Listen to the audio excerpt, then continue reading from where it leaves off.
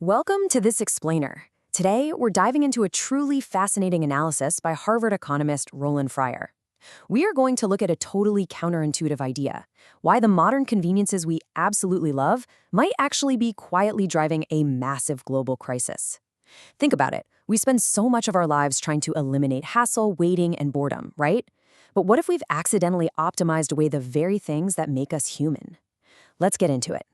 To really understand this, picture a ridiculously short maritime crossing in Massachusetts. The ferry ride from Chappaquiddick to Edgartown is exactly 527 feet long. Literally, it is tiny. But here is the catch. No matter how rich you are, no matter how important you have to wait to get on that boat. You're forced to sit in your car or stand in line and just wait. Somebody complains about the weather, someone else groans about a delivery driver skipping the line, somebody laughs, and then, suddenly, a conversation begins.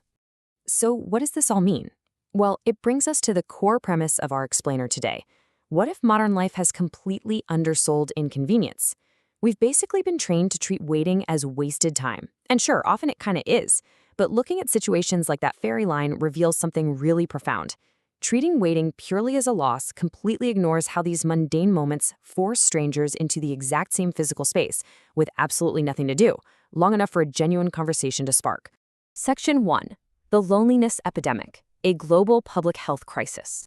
Let's zoom out for a second from that local ferry line and take a macro-level look at a very strange modern problem. Young adults, in particular, have grown increasingly isolated. We are living in an era of unprecedented digital connectivity, yet we're facing an undeniable epidemic of loneliness. Just look at this staggering statistic. The World Health Organization estimates that roughly 1 in 6 people worldwide are affected by social disconnection. 1 in 6. This isn't just a fleeting feeling of sadness, it's a full-blown crisis.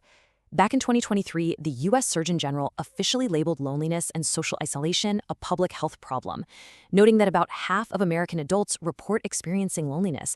To put that into perspective, how dangerous is this, really? Well, a landmark 2010 research study by Julian Holt-Lundstad pulled data from 148 different studies, and what they found is genuinely shocking.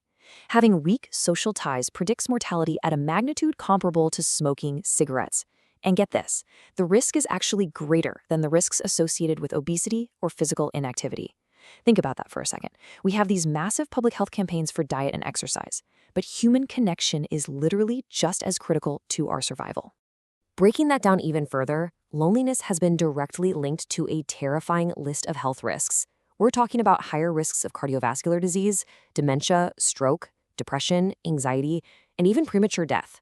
Now, as the author points out, loneliness isn't a pill with a known dosage, and these aren't randomized trials, but these serious medical links make one intuitive point impossible to ignore. Social connection is absolutely mandatory for a healthy life. Section 2. The formula for connection. How friction builds bonds. So how do we actually build those vital connections? Well, deep friendships are rarely formed through intentional networking events, right? They're built through mundane errands and the shared annoyances of daily life. This is exactly what Roland Fryer calls the friction theory of friendship. It's this concept that everyday inconveniences and delays aren't merely costs we need to eliminate. They are actually the hidden scaffolding of our social lives. Friendship is usually a byproduct of going to work, sitting in a classroom, or pacing in a waiting room.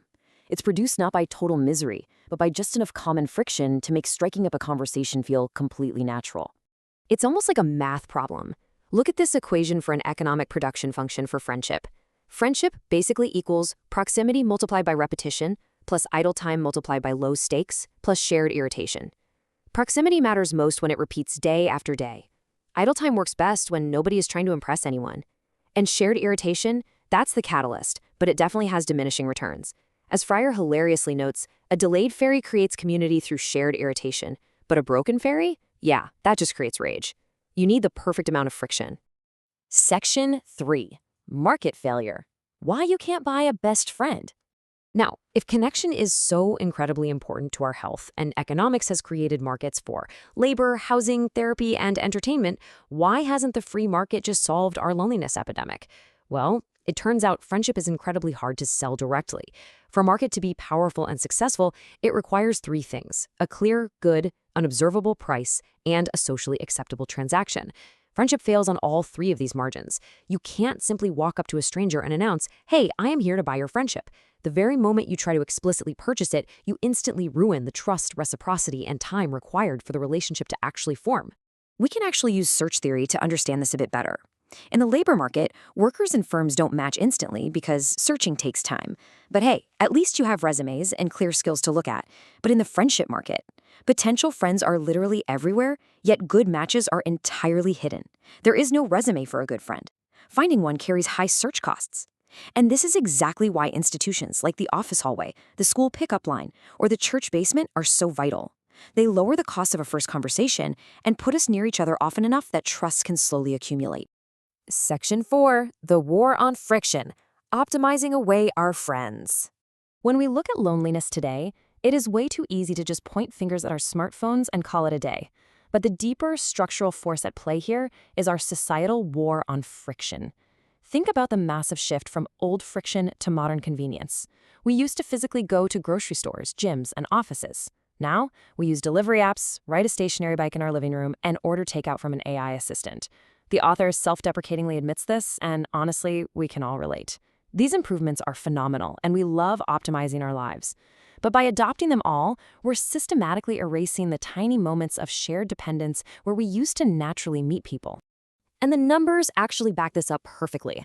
When you look at state-level data from the U.S. Census Bureau's Household Pulse Survey, a very statistically significant trend emerges. Places where life is conducted primarily in private, working from home, broadband living, basically existing on screens, those correlate with higher self-reported loneliness. Conversely, states where people commute by public transit or walk, forcing them to physically move through public spaces, well, they report lower loneliness. Simply put, places built around private convenience are measurably lonelier than places where daily routines force people to physically bump into one another. Section 5. Rebuilding social infrastructure. The value of company. So, where does this leave us? The big takeaway here isn't that we should embrace pointless hassle just for the fun of it. I mean, nobody wants to go back to standing in line at the bank for an hour. But as we continuously redesign our society with technology, we really have to pause and ask, what social infrastructure is being lost in the process?